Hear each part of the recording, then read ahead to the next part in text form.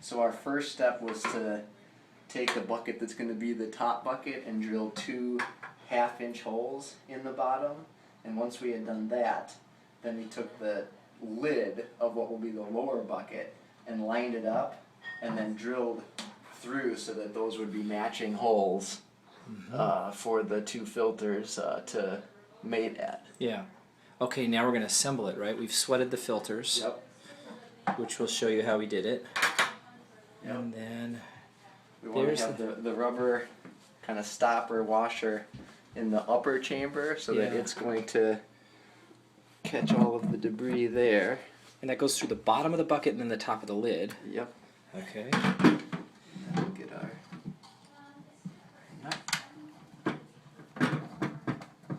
just clockwise turns. Well, so you're holding that washer steady.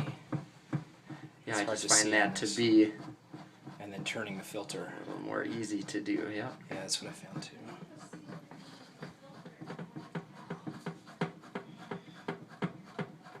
You'll just repeat this for as many filters as are going on. We're starting with 2 for this 5-gallon tank. And I forget, I figured it out that I think with this size bucket approximately you can get maybe 4 filters, maybe 6, but it's on the website about how many filters you could put in here for this size bucket. If you have a larger top bucket, you can get more filters in and a higher flow rate. And of course the bottom bucket determines how much water you can store. But that's it. I mean,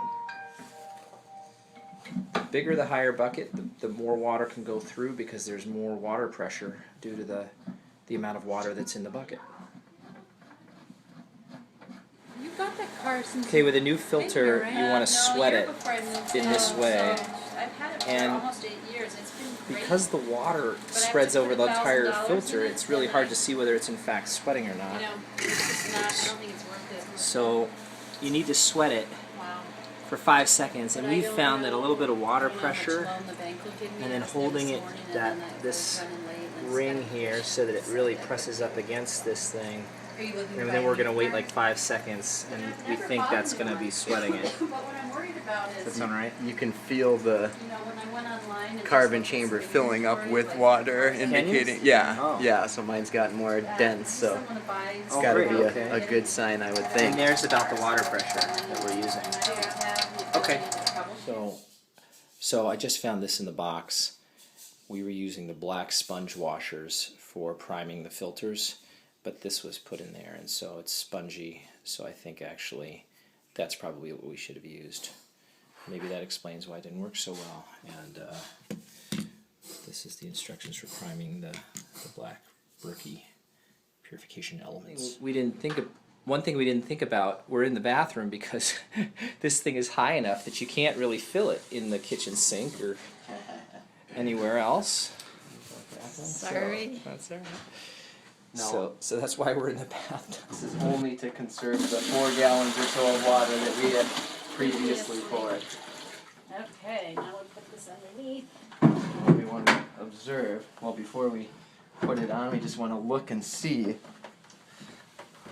the flow. We got drippage before we what do you call cleanse the filters. We weren't getting drippage, so that seems to be critical. So it worked. Yep. It was sweating. Look then. at that. Okay, yeah, we sweated them, right? So we'll put So we should this. see how long, what time it is, and how long it takes to empty it. That's a good idea.